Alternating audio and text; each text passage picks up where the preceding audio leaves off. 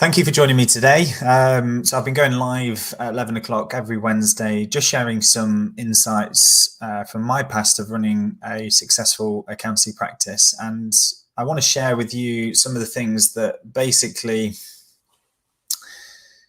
I would have done differently. So running my successful accountancy practice, what would I have done differently? What did I do that worked incredibly well? What did I do that didn't work very well? I got my accountancy practice to six figures within 2.5 years. We did exceptionally well. We became global runner-up in an award for QuickBooks Firm of the Future, which I was incredibly proud of. But the biggest thing I was most proud of was our impact with B1G1, where we changed the lives of hundreds of thousands of people worldwide by doing small things like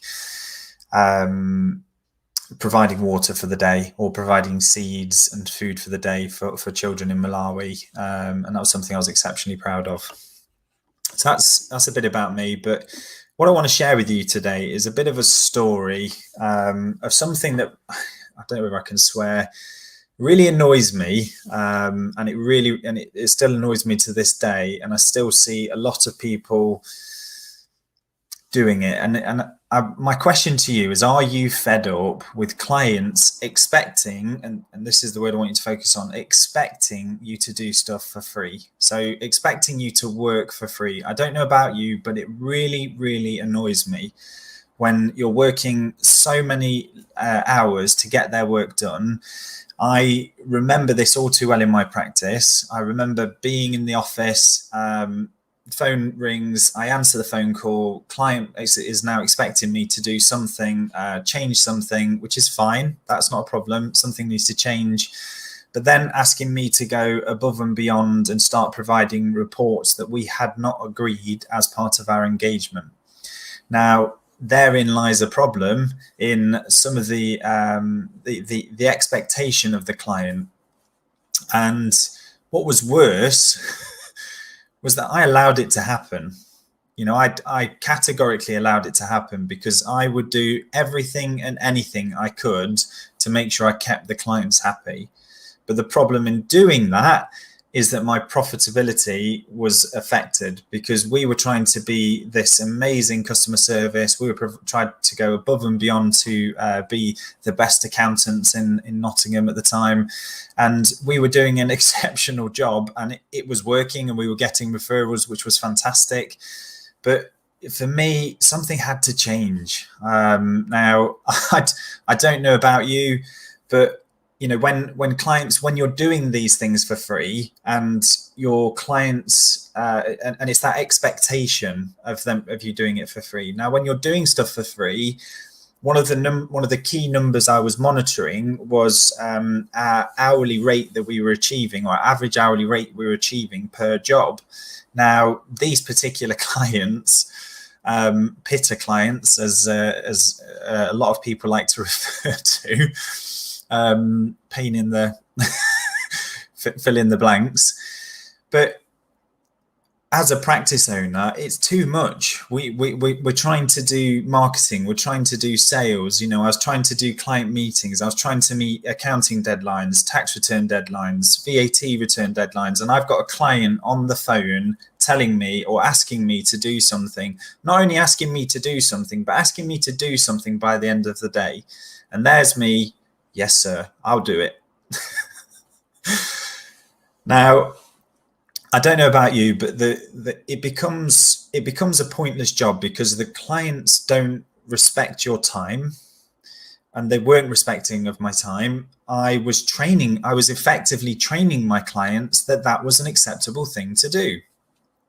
Now, I don't know about you, but I tried I tried fixed prices. But that was where the problem lied, because when I was charging by the hour, like most people do when they start their accounting or bookkeeping practice, I knew I had to transition to something that was more scalable, and fixed prices seemed to be the way forward. I was at the time, I was learning a lot from Mark Wickersham, Ron Baker, Paul Dunn, Steve Pipe, all about how to position myself differently and how to do fixed prices. But the problem I had there was our average hourly rate that we were achieving per job was actually going down massively because we were actually trying to go above and beyond for our clients. But we were therefore training the clients also that this was acceptable. So I decided to go and study more. I watched a lot of YouTube videos, like a lot. I attended so many webinars, and all of these webinars, all of this time was time away from my family, and I absolutely hated it. I just had the birth of my son Tobias, and it was awful. I was spending so much time trying to learn how to solve this problem because I felt like if I could solve this problem in my practice, it was going to give me more freedom. It was going to give me more time to actually be at home. I was working 50, 60 hours a week. And in January, I mean, it wouldn't be unusual to work up to 100 hours at times, being there, burning the midnight oil. I've been there, done that, got the T-shirt because I was trying to provide this exceptional service. The problem was with this exceptional service, I wasn't charging for it. I wasn't charging for the value that I was giving to my clients. So herein, there are 3 tips that I learned along my way to ultimately overcome this. And I did overcome this, and I started to grow my practice even more. I built I brought on more team members. So I brought in a chartered accountant. I had a trainee accountant already working for me. He'd just passed his AAT exam, so he was starting to take off some of this workload. I was starting to see my hours reduce in the amount of hours I was working. It was brilliant. But there was 3 things that I discovered, and hopefully you want to know those 3 things. Do you want to know those 3 things? Now, like my coach says, these are going to sound common sense, but they're not common practice. Now, I know of the accountants and bookkeepers that I've worked with, and I've worked with thousands whilst working with Mark Wickersham's cloud pricing product, and helping them price their services more profitable and helping them grow their practice. And I learned so much doing that the other side of the fence. But the 3 things that stand out for me is, we'll go into that. One of the things that stands out for me is that accountants and bookkeepers are some of the nicest people I've ever met. Like we are so kind, we're so giving. I've only ever met one accountant that I don't like, and I'm not going to mention who they are. But let's just say they legally took about £25,000 from me. So, I didn't like them. wasn't very nice, man. Just all about the money, not about the people. So what are those 3 things? Well, the first one is just stop. Just stop giving stuff away for free. When your client asks you to do something for free, you have to stop. And like I say, this sounds so much like common sense, but it's not common practice because we're too kind. We're trying to provide this exceptional service, and we can still provide an exceptional service, but we need to stop. It doesn't matter if the client leaves. If the client leaves you because you won't do something for free, good riddance. Absolutely good riddance, because they do not respect you, they do not respect your time, and they do not see the value in your service. So let them go. Let go. Stop trying to control everything around you. I was the world's worst. And you just cannot allow them to carry on. So I want you to think of this in a real life scenario, and I like to think of this when I'm with my children. So one of the things that I've seen or learned as a parent, as well as a business owner, is that what we do and the way we communicate with our children is very, very important to the end result. Now, let's take, for example, with a child. So if you let a child get away with too much, so for example, if you let a child have an ice cream at 7 o'clock just before bedtime, and you keep doing it every single night, and then you have enough, you've just had enough, that's it, no more ice cream before bed, because they're not sleeping, they're not getting up in the morning, I'm not saying I've done that. Well, technically I have, and my wife really tells me off for that. But again, this is where lies the problem. I was training my child, Tobias, that was okay. I was training him that it's okay for him to have ice cream at 7 o'clock. Okay. My wife kept telling me, no, that's not acceptable. But truth be told, it was only me that wanted the ice cream. Okay. I wasn't doing it every night, but what I'm trying to say is the expectation was there. And I was training my child that was acceptable. And that's the exact same thing that we're doing for our clients, is by letting them get away with it, by letting them have things for free. They're going to continue to want things for free. They're going to continue to want your time for free. So we have to manage their expectations like I did with Tobias. And I said to Tobias, look, this cannot go on. Like, you cannot keep having ice creams before bed. You can have an ice cream, and okay, not every night, but you can have an ice cream, or you can have a treat, but it has to be before 6 o'clock. So I laid down the gauntlet with my son, and it worked. And this is exact same principles when you take that into your practice, because all you have to do is stop giving them what they want. So if they want something for free, of course they want it for free. Like, who wouldn't want something for free? Does that make sense? Like, okay, this might sound contradicting in terms, because I'm giving my knowledge and giving my experience away for free. But this is not, you're not expecting that, or hopefully you're not expecting that. Does that make sense? Like, I'm doing that out of the goodness of my heart, because I want to see I don't want to see the accounting and bookkeeping trade become redundant to technology. I don't want to see that. And that's what's my mission, my purpose, to help you overcome that, to become the advisor that you should be. So that's number one. Let's stop. So number two is clarity. And we have got to be crystal clear with our clients as to exactly what we will do, but then on the flip side, what we will not do. So again, to give a real life story. So in the morning, around about 6:30, the Jackson alarm goes off. So Jackson is my youngest, and the Jackson alarm goes off. And typically I wait for about 5-10 minutes, and my wife will go, and typically she will breastfeed Jackson, and the Jackson alarm goes off.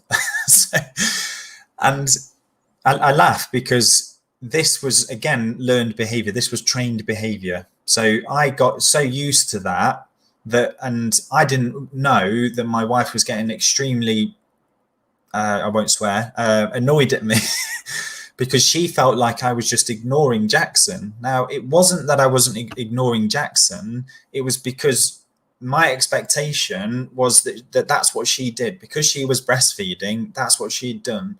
And she was not very clear. She was not very clear on her expectations. She didn't say to me, Jamie, could you feed Jackson this morning?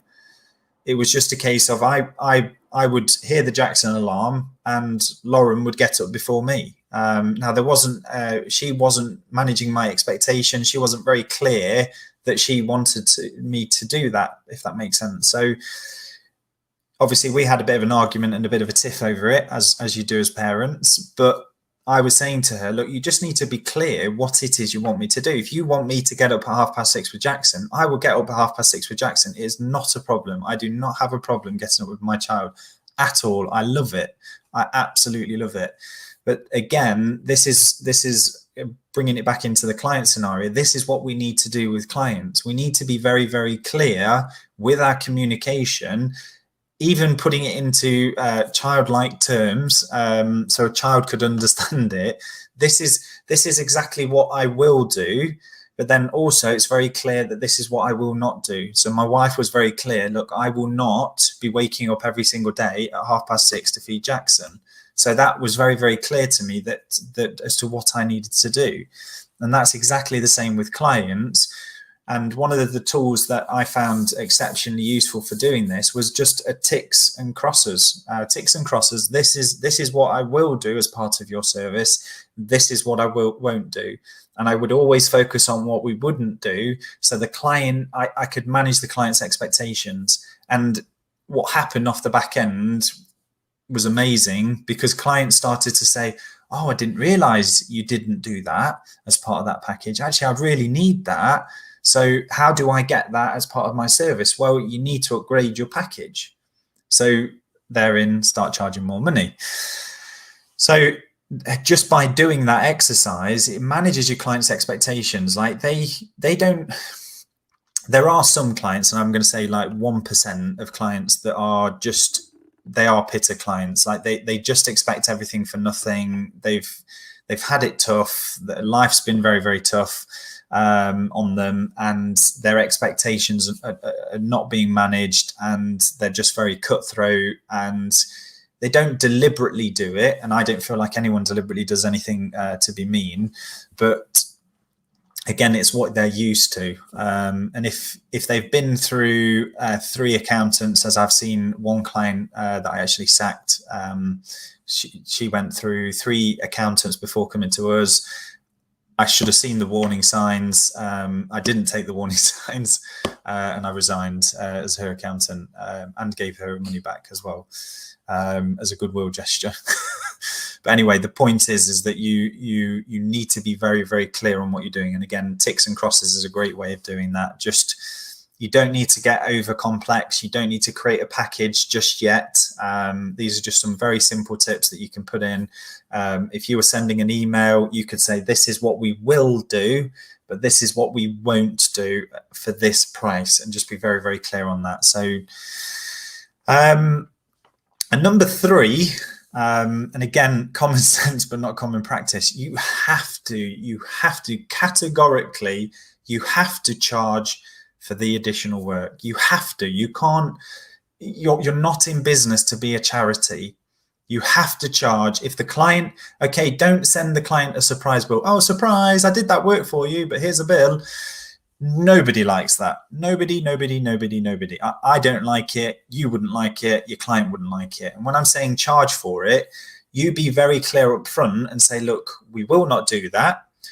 This is clarity. We will not do that. This is what we agreed. Here's our engagement terms. Here's a ticks and crosses exercise. This is what we do. This is what we do not do. If you want us to do that, this is the additional charge for it. And let the client decide. Don't you decide. Let the client decide. So again, I've got another story here related to children. And I quite like this one. But basically, Tobias wouldn't clean his room. So Tobias was banging. He said, "I'm not cleaning my room. I'm not cleaning my room." So Mummy and Daddy came up with the clever idea. And okay, we have been reading a lot of child psychology books, and we've done a lot of parent training, because we were like, we did not understand how to control a 3-year-old. Three-year-old is like the worst age ever, or it has been for us. I felt like I just didn't understand anything about parenting at all. But what we did is we start not charge for it. We weren't going to say to Tobias, right, that's £3. You know, if you want Mummy and Daddy to clean your room, that's £3. Or that would be a good idea. Get some money from doing that. What we did is we said, look, if you want Mummy and Daddy to clean your room, in theory, we're going to have to charge you, because that means that we don't have time to read you a book. Whereas if you tidy your room, then we do have time to read you a book. Now, that was, again, training Tobias to start thinking, well, okay, if I do this, you know, I've kind of got to pay for it, if that makes sense. And okay, I don't want my son to feel like he's got to pay for his parents to read him a book. Totally the opposite. But what we're trying to do is we're trying to train him to think, well, look, if I do this, it gives Mummy and Daddy more time to be able to play with me. It gives them more time to be able to read a book for me. So we're very, very strict on our routine. Well, I say we're strict on our routine. Lauren's very strict on our routine, whereas me, I'm just awful. Like I'm like the best and worst dad, all wrapped up into one. I'm very, very playful, but when it comes to rules, like, good God, yeah. And to be honest with you, it worked. Like Tobias quite happily went off and cleaned his room, and he sat there ready with his book, ready for us to read the book, bang on 7 o'clock. And it worked. And that's the exact same thing with your clients. Is we need to charge for it because we need to manage their expectations. But not only that, we need to help them see the value in what we're doing, because if we can't help them see the value in what we're doing, we can't charge for it. But if for example, I don't know, let's think of a scope creep example. So payroll. So payroll is a great example. Client sends the payroll. I've done the payroll. I've sent it off for signing for approval. So we used to send it off for approval via e-sign. So we would not file any payroll unless it had been e-signed. Once the payroll had been e-signed, we then filed it. We then got an email from the client saying, I've made a mistake, I haven't paid someone. So by rights, I should charge for it.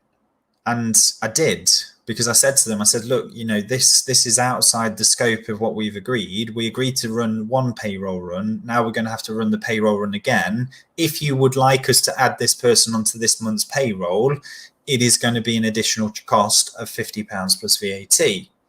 So I've given them a fixed price. I've told them that what I will do, what I won't do. I've been very clear on it, and I've stopped them from, stopped myself from allowing them to have something for free, if that makes sense. Now, it's then in the client's ballpark to then decide, is it worth it? Is it worth it? Is it worth £50 plus VAT, so £60 charge? Is it worth that? Or what are my options? And the client came back to me and said, what are my options? I said, well, look, we can make the change. It's £50 plus VAT for us to make the change. Or we can put it onto next month's payroll run. You could pay the member of staff in advance on their pay, and you can run it in next month's pay or next week's pay. I can't remember whether it was weekly or monthly, actually, thinking back. And the client actually agreed to do that. So I managed their expectations. I told them there'd be a charge for it. I told them why there would be a charge for it, because we're having to rerun it. I managed their expectations. I tried to build not necessarily there's a value in it, but there was kind of value in delaying it, because delaying it would mean that we wouldn't have to charge for it. Does that make sense? So you will make mistakes with these 3 steps. So I'm just going to cover them again. So we've got stop. So just stop doing stuff for free. Clarity. So be very, very clear on what you will do, but what you will not do, and charge for it. If your client wants something from you and is asking for something, listen to what they're asking for. If they want it, then create something for you to be able to deliver that, but then you have to charge for it. And okay, you will make mistakes. It's guaranteed. Like, we all make mistakes when we're trying to learn new things, and it's impossible not to make mistakes when it comes to pricing. There'll be times when we are trying to manage our clients' expectations, and sometimes we get things wrong. So the clarity piece, for example. So on my ticks and crosses, it said unlimited telephone and email support. Now, unlimited email and telephone support meant one thing to me, but it meant something else to the client. So I hadn't managed the client's expectations. So therefore, I had to sacrifice and do something that I felt that we should have been paid for, but they felt it wasn't, if that makes sense. So stop, clarity, and charge for extras. Yes, exactly. So the other thing I'm going to say as well, I know I've used my son Tobias and Jackson in this, and hopefully that helps you just think about it differently, and how what we're doing is actually training our clients to be naughty. And okay, I don't want you to go and say to your clients, you naughty boy, you should not have done that. You should not be asking for me to do stuff for free. Don't treat them like that. But one of the things I will say is communicate to them like they're a child. And it sounds really harsh when I say it, but communicate with them like they're a child so that they can understand. So you're not coming across as the accountant and bookkeeper and saying, right, well, we need to file this section 419 form and this VAT B1 form and this and bombarding them with the tax return forms and all these technical jargon. I need to file this tax return, this VAT return, all this stuff.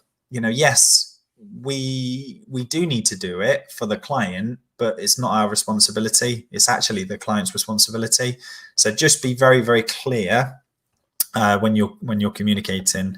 And the last thing I want to say is the reason why I'm sharing this is there's a reason why I had to do something, because I was killing myself. I was literally killing myself. The stress that I was going through, not being there for my family. My son Tobias had just been born. I was working 60, 70 hours a week because I was so determined to get my business to work, to make it profitable, to grow my business, to double it in size. And I achieved all of those goals. But I lost sight of the reason why I started my practice in the first place. And I started my practice in the first place was to earn more money and work less. And what actually happened was I earned less money and worked more. Does that make sense? And that's the reason why I had to change it. And what I want to leave as like a parting comment is your family is much more important. But if you were anything like me, I was saying, I'm busy, I'm in a meeting, I have a deadline. And I kept saying that to my wife. I kept saying that to my son, Tobias. And it breaks my heart to think that I was saying those things. It's not worth it. It is not worth it. It's not worth you putting your clients first.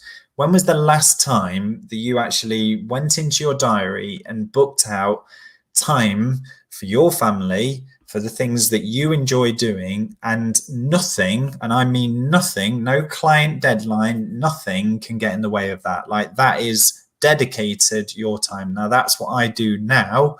And my relationship with my wife is so much better. My relationship with my children is so much better. I've actually been able to see Jackson walk for the first time. I've been able to see his little personality as he's growing up. Just the little things, little changes, little smirks, little things that he does. And I've been able to do that because of what I've done in the past and what I've learned. I've been able to put that into my life and start doing that. So if you're interested and want to learn more about how to get the most performance out of your business, so think of me more of like as an engineer. I've run a successful accountancy practice. I'm brimming with knowledge on marketing and sales that I'd love to share with you and help you grow your practice. I've helped thousands of accountants and bookkeepers worldwide grow their business. I helped a client negotiate a six-figure bookkeeping fee. It was actually negotiating at $500,000. Unfortunately, the client didn't win it at $500,000. We won it at $280,000, which was a massive win. At $500,000, I felt like it was too big a contract for them. But by the by, that's what we were able to help them do. So if you're an accountant, if you're a bookkeeper, and you're wanting to grow to level 2, I'll call it, which is £200,000 worth of revenue or $200,000 worth of revenue, then come and join me. I'm starting to run a webinar series. Your first access to the webinar series will be free, where I am absolutely determined to help you maximize the potential out of your business. And help you generate the money you deserve, help you avoid these things like scope creep, help you avoid all the time and money. I mean, I've spent literally tens of thousands of pounds on training myself to be a better business owner, and to be able to understand the marketing side of things, to be able to understand the sales side of things, and how you implement that into a cloud accounting practice. So I want to share that knowledge with you. So if I was to set my practice up again, is kind of the theme of it. You get to learn from from me as an industry expert, and I will be bringing in other experts to come and help as part of that. But if you want to come join me for the first one for free, and I know it's kind of contradictory in terms, but I am starting this up. This is starting from scratch, and I'd love to help you along your way. But if you are interested, just put "I'm in" in the chat, and I will reach out to you. So I've got some comments here, Stephen, from Stephen, and thank you. I've just kind of went into the flow there because I just feel like it's so important when we talk about scope. So let's have a look. Pisses me off. Yeah, I can't say that live. Sorry. Last priority is clients and take ages to pay. Yes, that's another thing. Let's leave that for another webinar about clients taking ages to pay. Yes, we need to stop creating bad clients, and for the best will in the world, like, and again, I'm going to say this about my children. I was training Tobias to be naughty, and I've realized that now, and I've realized the errors in my way, and that's exactly the same as what I was doing in my accountancy practice, because I was training my clients to say it was okay to have ice cream at 7 o'clock at night. It's okay to have your pie and eat it. Does that make sense? Like I was doing that. I was allowing that behavior to continue. I didn't say, no, look, stop. This has to stop. You can't keep expecting me to do stuff for free. And if you have a difficulty with that conversation, one of my favorite ways of positioning it is, if you were working with, let's say you're working with a mechanic. So you're doing the bookkeeping for a mechanic, and the mechanic's asking you to do something massively out of scope. So they're asking you to do post some sales invoices, and you've not agreed to do that. That's not part of your engagement. They've signed up for the entry level package. This is outside of it. They want you to do some credit control as well. And one of the things I would say is I would then turn it back on them, and I would say, look, if you asked me, or if I asked you, sorry, to do add a carburetor onto my car. So you've just serviced my car, but now, sorry, not a carburetor. I want you to tune my car, or I want you to clean my car. Would you do that, or would you be expected to do that for free? So turn it back on the client and use a case study example of, would they charge for it? And just ask them the question. Just say, would you charge for it, or would you expect, or would I, or should I expect that for free? Because then that manages their expectations and changes their mindset, because actually they start to question themselves. Well, actually, no, I would charge for that. So no, you're right. You probably should charge for that, but maybe I can't afford it. Well, if you can't afford it, that's fine. Like, that's nothing. We can't control that. We can't control whether clients can afford to pay us or not. I wish we could. Well, actually, we can, to be honest with you, if we're focusing more time on their accounts and on that than on actually doing the bookkeeping, and we're spending more time, as Stephen would say, making cash flow simple.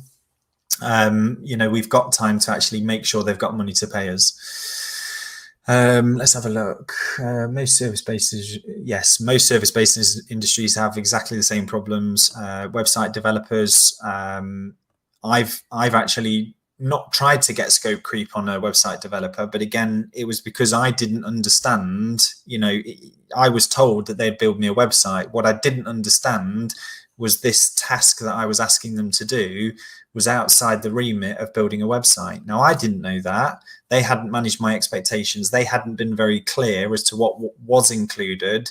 But what they hadn't done is they hadn't told me what was not included. Had they told me what was not included, I would have known that wasn't included, and I'd have been happy to pay for it. Does that make sense? Creating too much value for free. Yeah, there's no value, and I hate to say this, and this is me contradicting myself, giving away stuff for free, is there's no value in giving away stuff for free.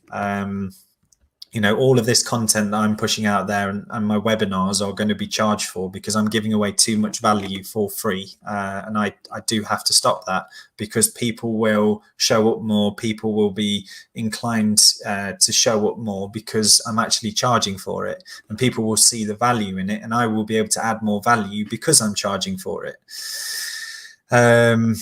Great boundaries must be clearly outlined. Yes.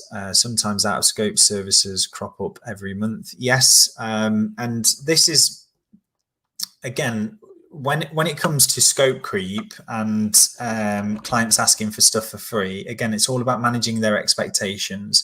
Now, if you've got a client that you're charging £100 a month for, it's not worth you going through everything with a fine tooth comb. It's not worth it. Like you can't be going through and saying, right, okay, we agreed that we'd only do 10 transactions, we've done 12, because you've got to find the numbers, then you've got to rerun the price. It's not worth it, not every month anyway.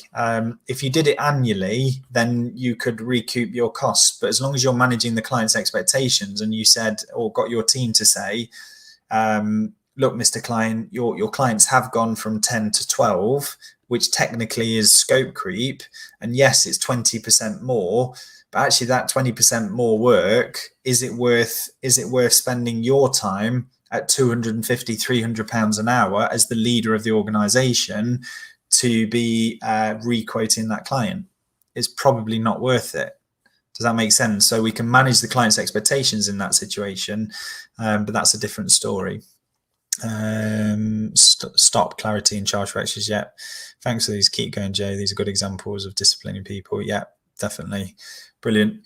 Well, Stephen, I will see you on the live webinars, and Stephen was live with me last week. So if any of you have got a success story or something you'd like to share that's worked well in your bookkeeping or accounting practice, I would love for you to come on live.